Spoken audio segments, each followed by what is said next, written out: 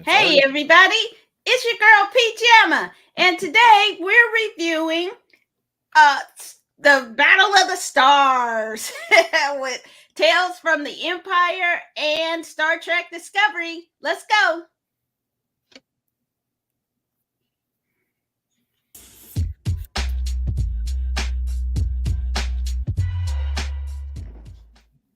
Hey everybody, welcome back. And today we have a really good intergalactic show that I'm watching with these two intergalactic characters. Hey, Patrick, say hey to the people. Hey, everybody. Glad to see you here. Looking forward to having this conversation.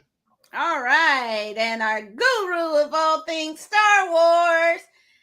Let's introduce him, Moff David. That's a nice promotion. Hey, everybody. Great to be with you. Can't wait to talk about these shows. It has been one of the best parts of the entire week was getting ready for this show. So sit back and let's talk some Space Wars.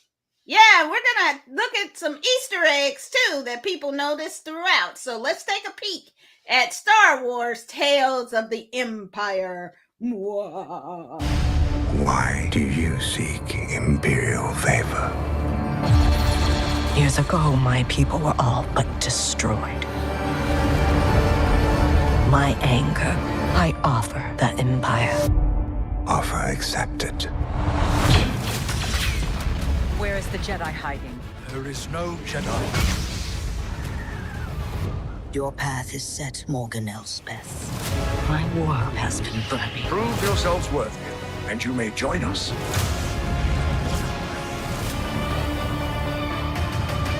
Mercy only breeds defeat. But I will help you overcome this weakness. Attack! Your new master.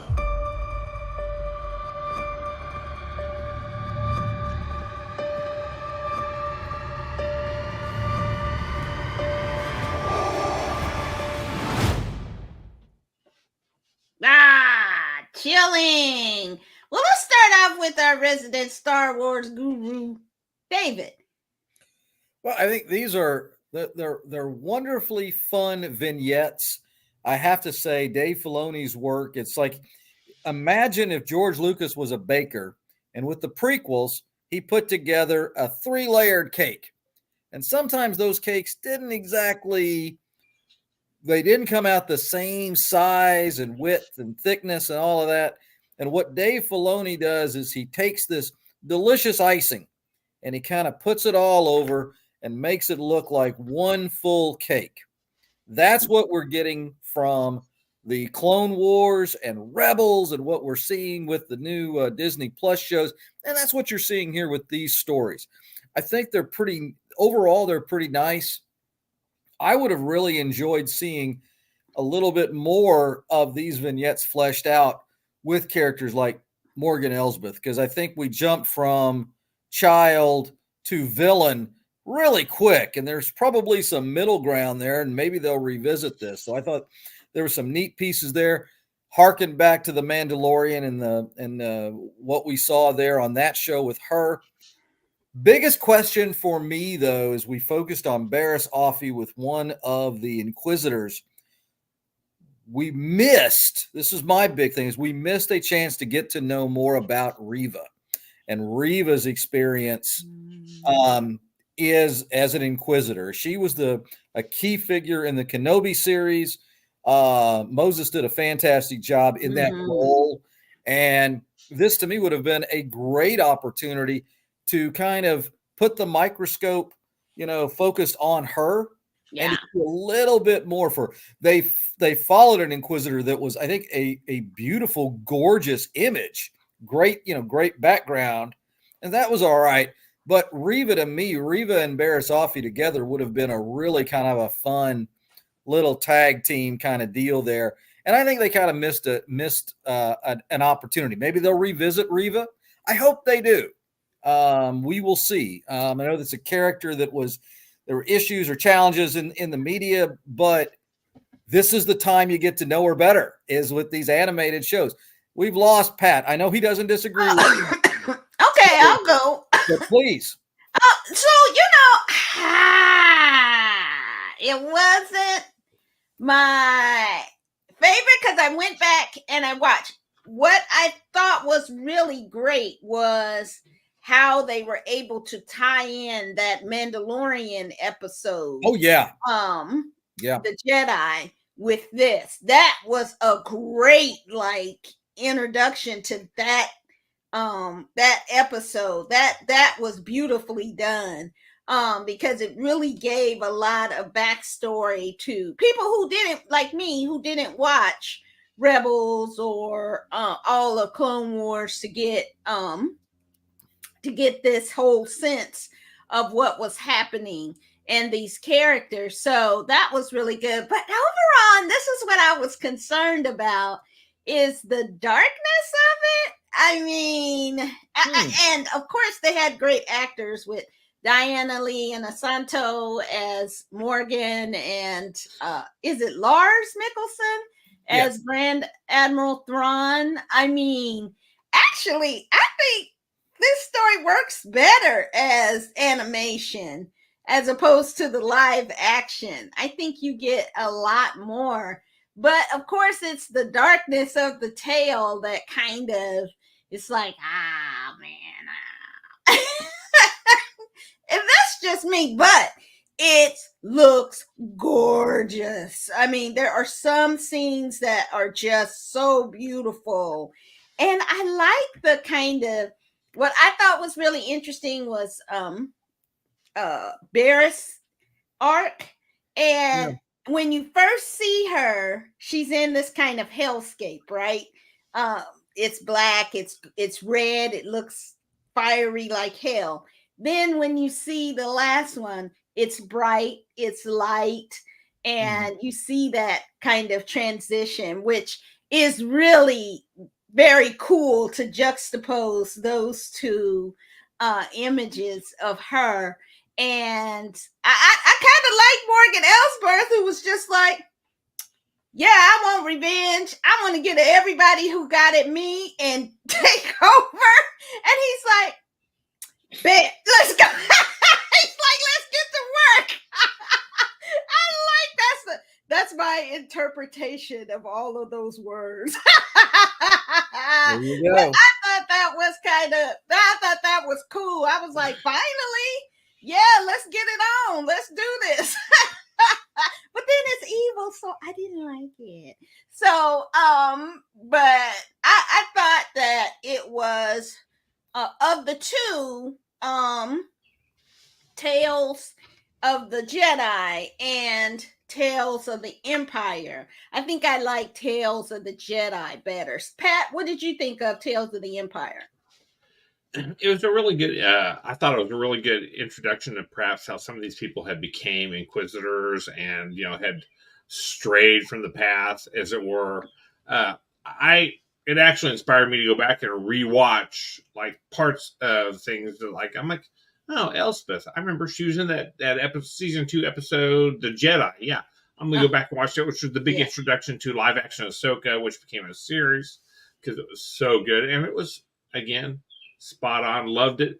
I kind of echo what Dave Filoni, or what David said about David Filoni, who really does a great job at filling in, narrative holes throughout the entire Star Wars lore. He's pretty much the architect of where we're at right now. And I got to tell you, he's done a great job with it.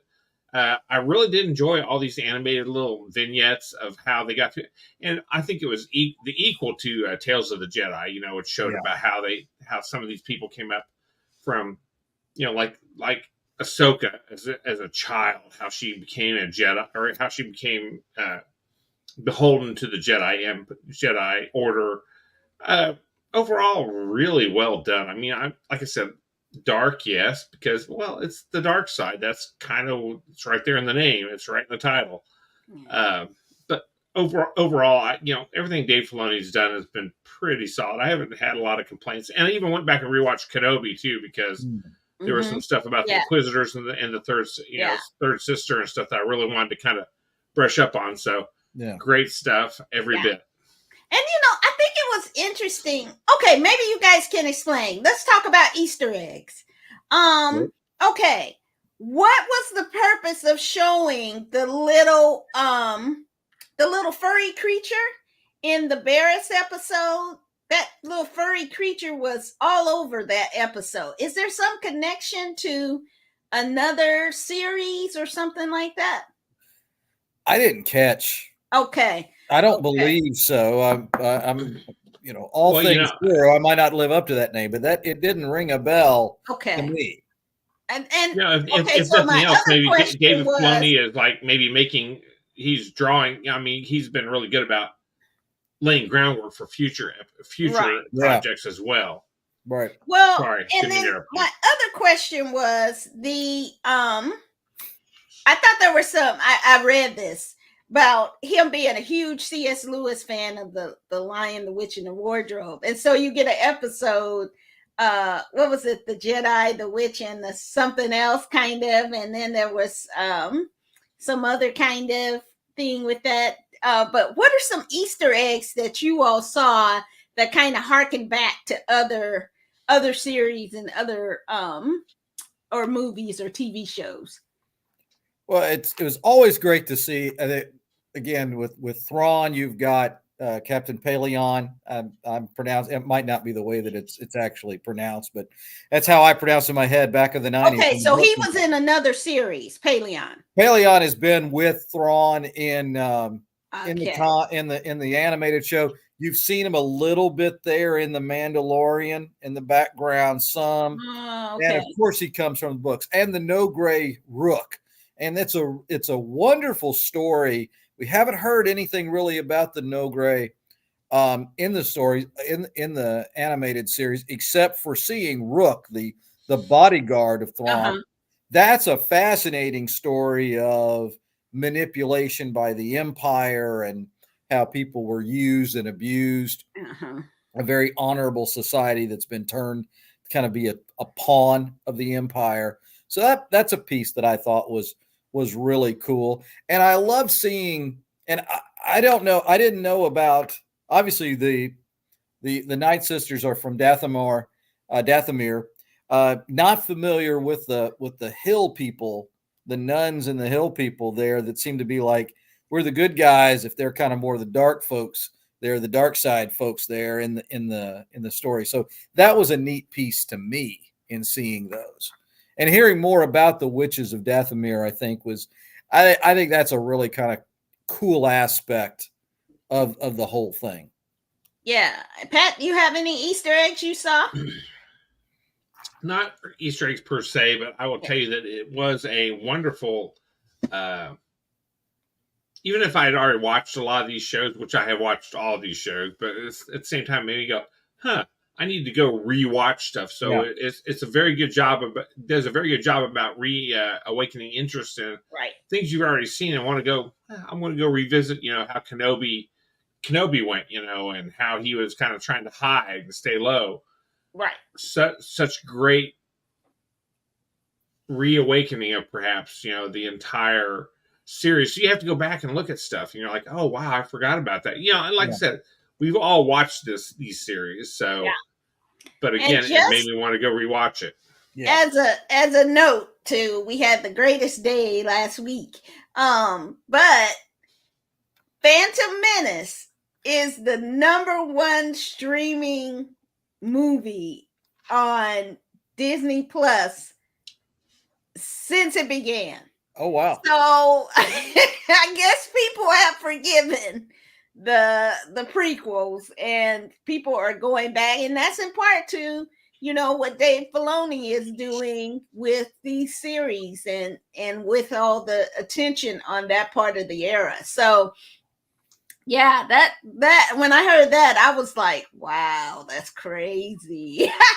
Well, just because they're watching it again, but Pam, just because they're watching it again, they might say, oh yeah, that's why I haven't watched it in a while. And so I forgot how bad this one character was. It's a generational issue. It really is a generational issue. Everybody I talked to who were in their 30s and below, they love it. So,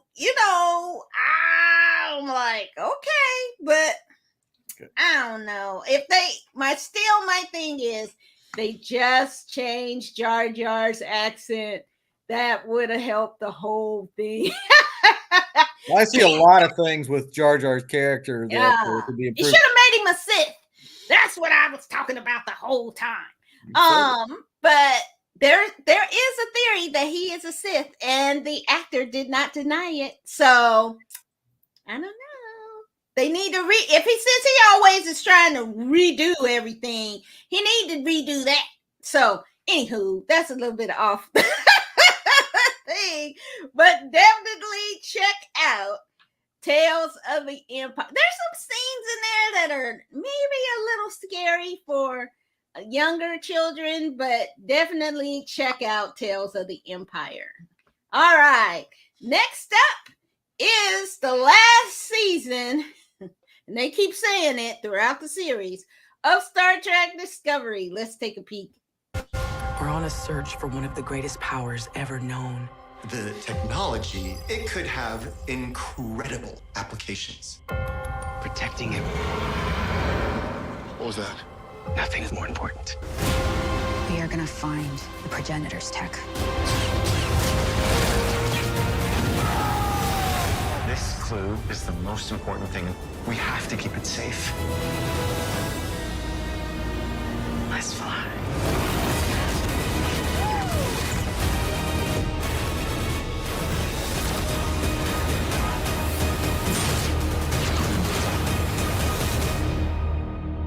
Last dance.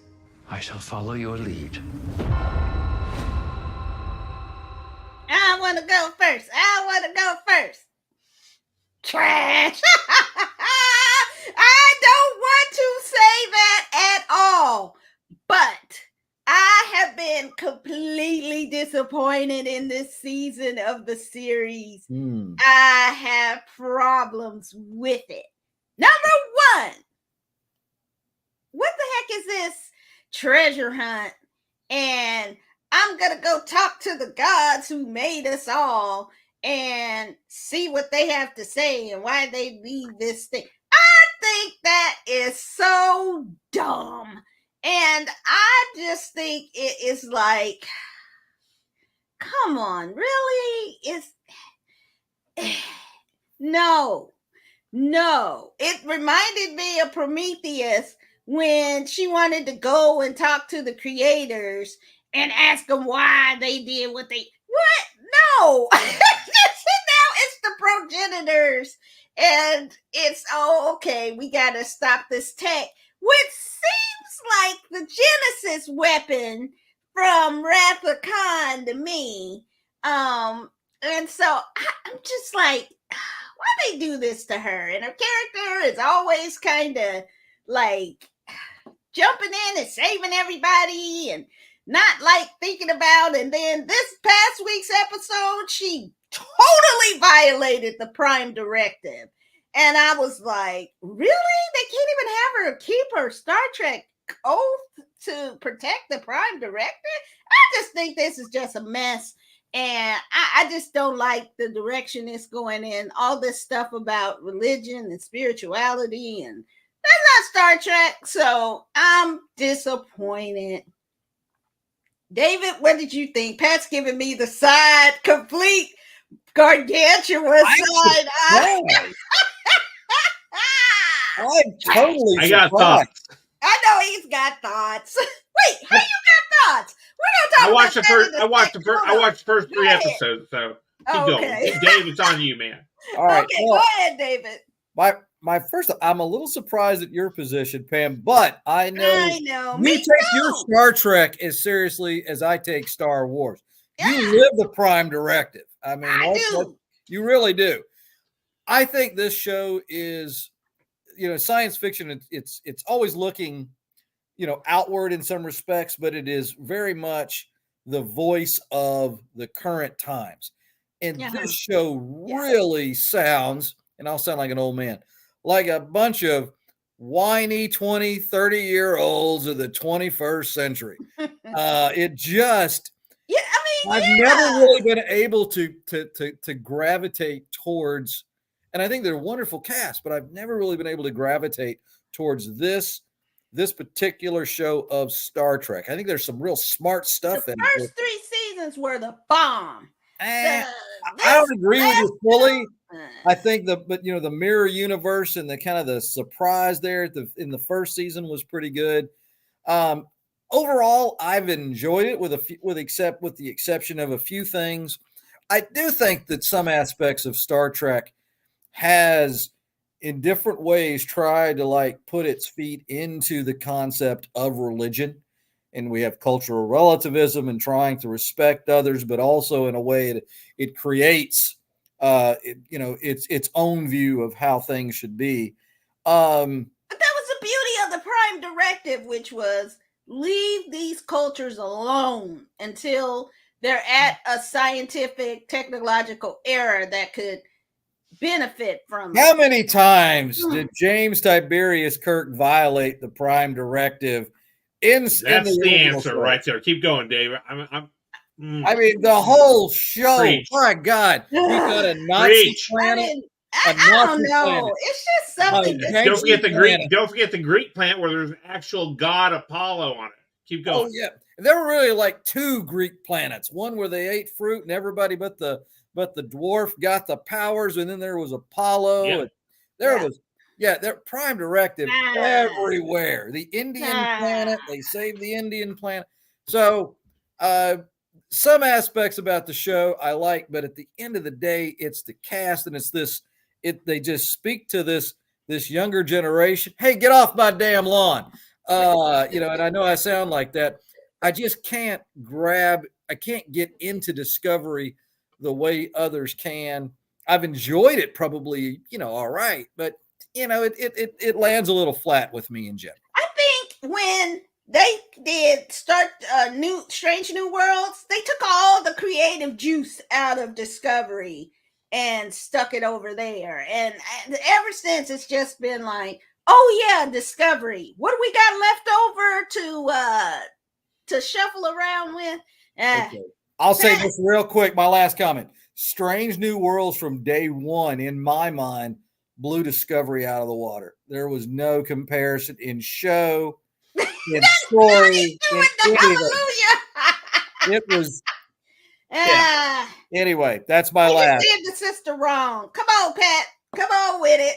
Well, I'm just gonna say, I think Dave he hit most of the points I wanted to make too. I mean, okay, look, Discovery was great, and it was a great idea, but they painted themselves into a corner.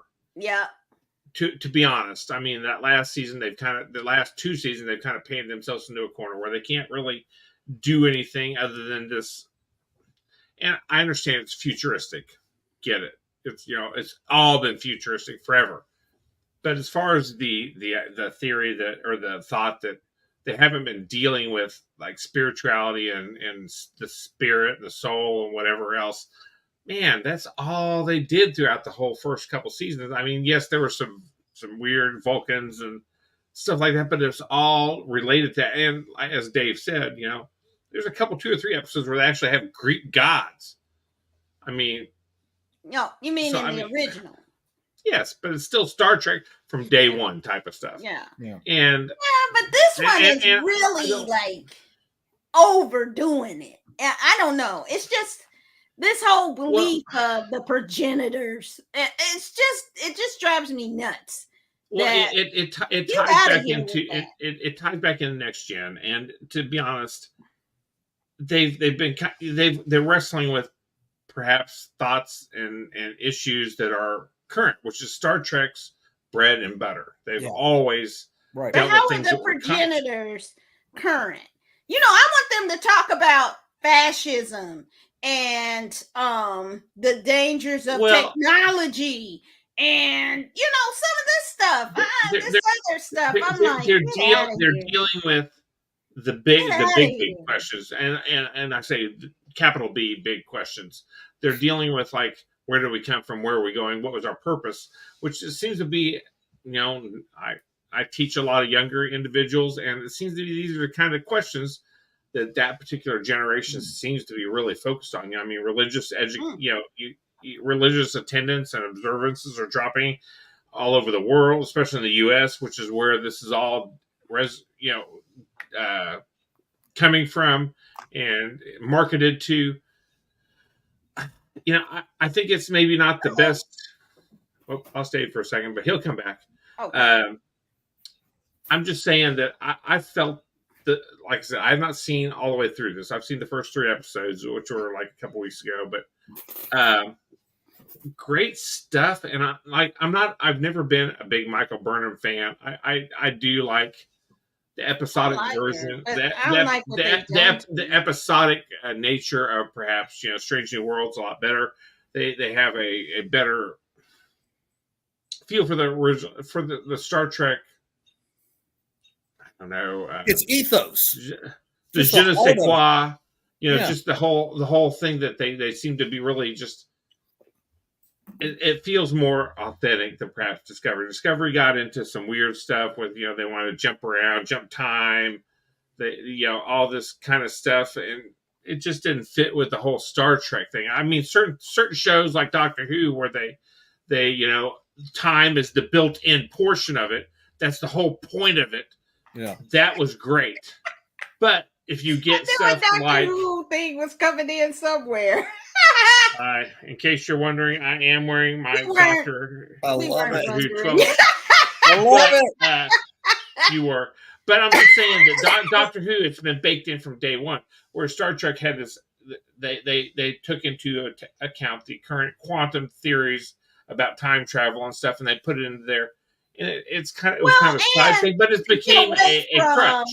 Them being so close in time to the original, right? When they made that jump to several hundred years in the future, that was smart. I dug that. That was smart for them. Time travel, though. Hang on. No, I mean, in terms of just like story, continuation, because they would have really then.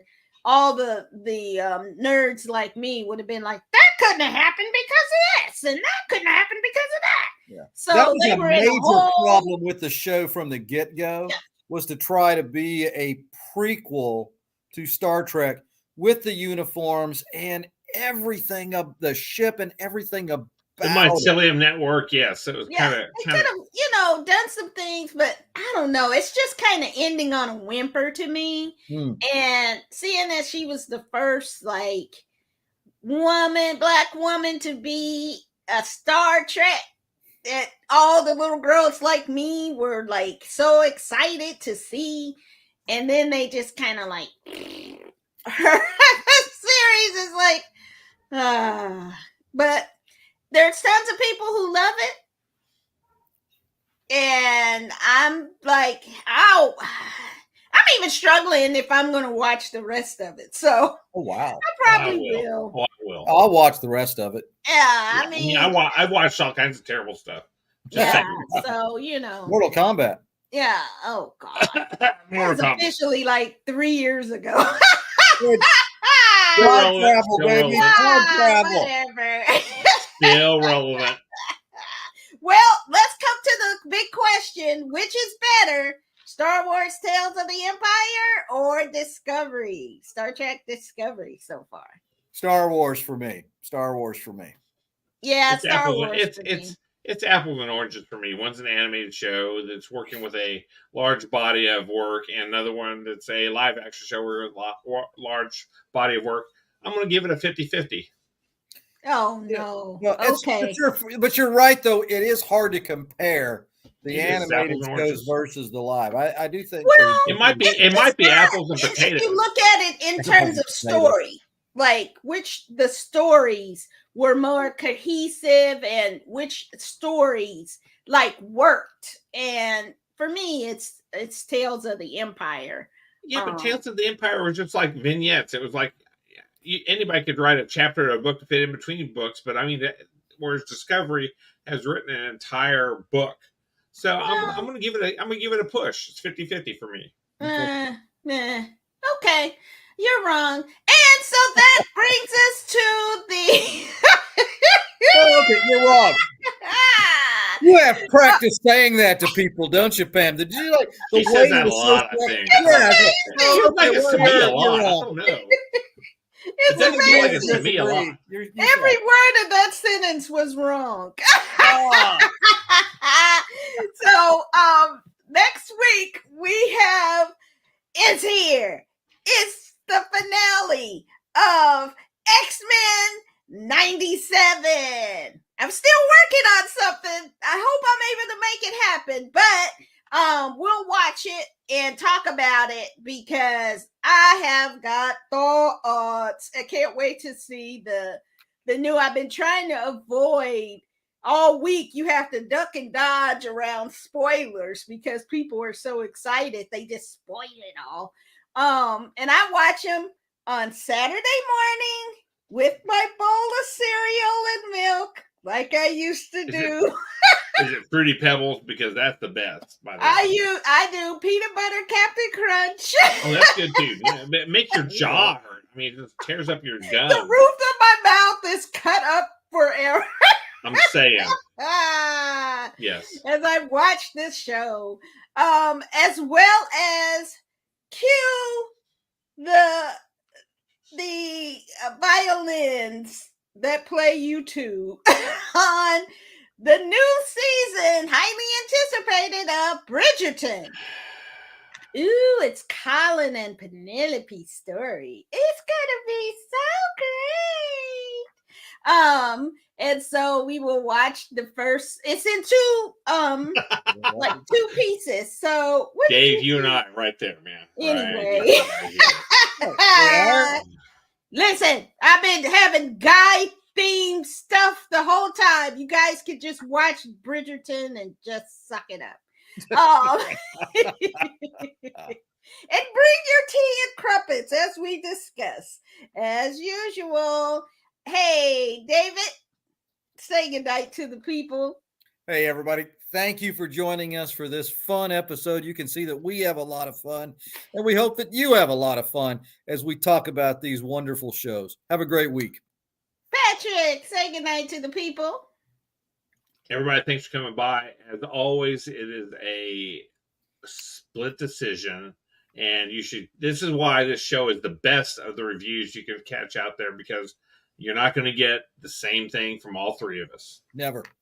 That's for sure. And I'm we right are and Cam's about wrong, to is what I'm hit saying. a milestone. So get out there and subscribe. We are close to 1,000 subscribers.